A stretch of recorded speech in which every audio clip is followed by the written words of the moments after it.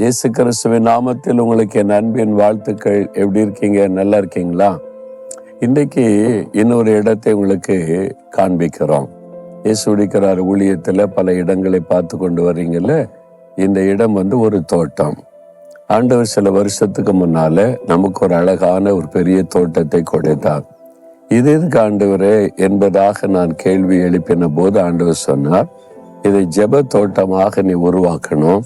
நான் சொல்லுகிறபடி செய்து வை, வரும் நாட்களில் திரளான மக்கள் இங்கே வந்து ஜெபிப்பாங்க என்று ஆண்டவர் சொன்னார். அதன்படி நான் காத்திருந்து ஜெபித்த போது வேதத்தில் இருக்கிற 3 தோட்டங்களை ஆண்டவர் ஞாபகப்படுத்தி அந்த 3 விதமான தோட்டத்தை இந்த இடத்துல உருவாக்கணும்னு கர்த்தர் சொன்னார். முதலாவது தோட்டம் ஏதேன் தோட்டம். ஏதேன் ஒரு பெரிய தோட்டம் தானே. அங்கதான் ஆதாம் ஏவாளை கர்த்தர் வைத்தா. அப்ப அந்த தோட்டத்துக்கு ஆண்டவர் என்ன பேர் கொடுத்தார்? தேவனோடு நடக்கிற தோட்டம். அங்கே கர்த்தர் ஆதாம் ஏவாளோடு நடக்கும்படி வந்தாரா? ஆதியாகமம் 3 இருக்குது. ஆண்டவர் நடந்தார். அதனால இந்த தோட்டத்துக்கு பேர் garden of walking with God. தேவனோடு நடக்கிற ஒரு பகுதி. அதே மாதிரி நடந்து ஜெபிக்கவும் கொஞ்சம் உட்கார்ந்து தியானிக்கான வசதிகள் இங்கே செய்யப்பட்டு இருக்கிறது. சரி, மற்ற தோட்டங்களை பார்க்கும்போது உங்களுக்கு சொல்லுகிறேன். சரி, இன்றைக்கு ஆண்டவர் எனக்கு என்ன வசனம் வச்சிருக்கிறார் கேட்குறீங்களா? உபாகமம் 28 1வது வசனம், கர்த்தர் பூமியில் உள்ள சகல ஜாதிகளிலும் உன்னை மேன்மையாக வைப்பார். ஆண்டவருடைய விருப்பம் என்ன தெரியுமா? நீங்க மேன்மையா இருக்கணும். நீங்க படிச்சு கொண்டிருந்தா அதுல மேன்மையான இடத்துல இருக்கணும். வேலை செய்து கொண்டிருந்தா அதுல உயர்ந்த ஸ்தானத்தில் இருக்கணும். பிஸ்னஸ் செய்து கொண்டிருந்தா அதுல மேன்மையா உயர்ந்த ஸ்தானத்தில் இருக்கணும். முதன்மையா இருக்கணும். அதான் ஆண்டவருடைய விருப்பம். நான் உன்னை வாலாக்காமல் தலையாக்குவேன் அப்படின்னு சொல்லி இருக்கிறார்ல. அப்போ உன்னை சகல ஜனங்களில மேன்மையாக வைப்பேன். அதான் தேவனுடைய விருப்பம். உங்களை வைப்பார். எங்கெங்க ரொம்ப கஷ்டப்பட்டு கொண்டு இருக்கிறேன், எவ்வளவு பிரயாசப்பட ஒண்ணு நடக்க மாட்டேங்குது. நீங்க பிரயாசப்பட்டு எல்லாம் மேன்மையான இடத்துக்கு வர முடியாது. அப்படி வந்தாலும் அது பாடு, பிரச்சனை, நெருக்கத்துக்குள்ள இருக்கும். கர்த்தர் உங்களை மேன்மையா வைக்கணும். அப்ப ஆண்டவர் மேன்மை வைக்கணும். என்ன செய்யணும் தெரியுமா?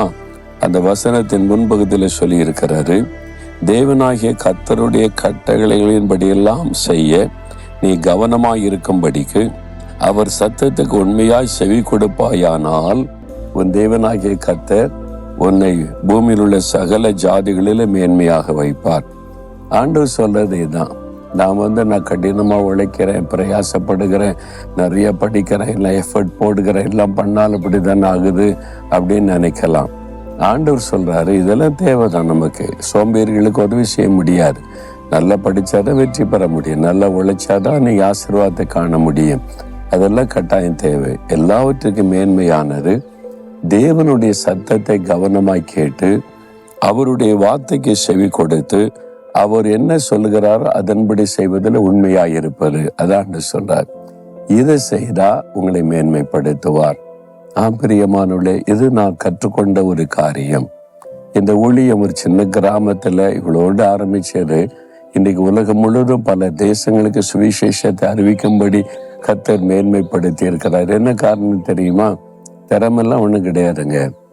ஆண்டவருக்கு உண்மையா இருந்து அவர் என்ன சொல்றாருன்னு கேட்டு அதன்படி நடந்ததுனால உண்டான ஆசீர்வாதம் தான். ரொம்ப சிம்பிள். அதனால ஆண்டவருடைய சமூகத்துல காத்துருங்க. அவர் என்ன சொல்றாருன்னு கவனிங்க.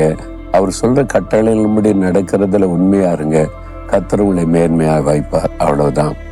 தெரிந்து கொண்டீங்களா? இன்னைக்கு ஒப்பு கொடுக்குறீங்களா? ஆண்டவரே, உங்களுடைய கட்டளைக்கு நான் கீழ்ப்படிந்து அதற்கு நான் உண்மையாய் உம்மை பின்பற்ற என்னை ஒப்பு கொடுக்கிறேன். நீங்க சொல்லுகிறபடி நான் வாழ்க்கை அமைத்துக் கொள்ளுவேன். நீங்க சொல்லுகிறபடி செய்வேன். ஒப்பு கொடுங்க. கர்த்தர் எல்லா ஜனங்களிலும் உங்களை மேன்மையாக வைப்பார். அப்படி ஒரு ஜெபம் பண்ணுங்க. ஆண்டவரே, உம்முடைய கட்டளைகளுக்கு கீழ்ப்படியவும், உம்முடைய வார்த்தைகளை கவனித்து அதன்படி நடக்கவும், அதில் உண்மையுள்ளவனாய் இருந்து உம்மை பின்பற்றவும் என்னை அர்ப்பணிக்கிறேன். நீர் வாக்கு கொடுத்தபடி என்னை மேன்மையாக வைப்பீர், என்னை மேன்மைப்படுத்துவீர், என்னை சுற்றி இருக்கிற எல்லா ஜனங்களை காட்டிலே மேன்மைப்படுத்துவீர் என்பதை நான் விசுவாசிக்கிறேன். இயேசுவின் நாமத்தில் ஆமேன், ஆமேன்.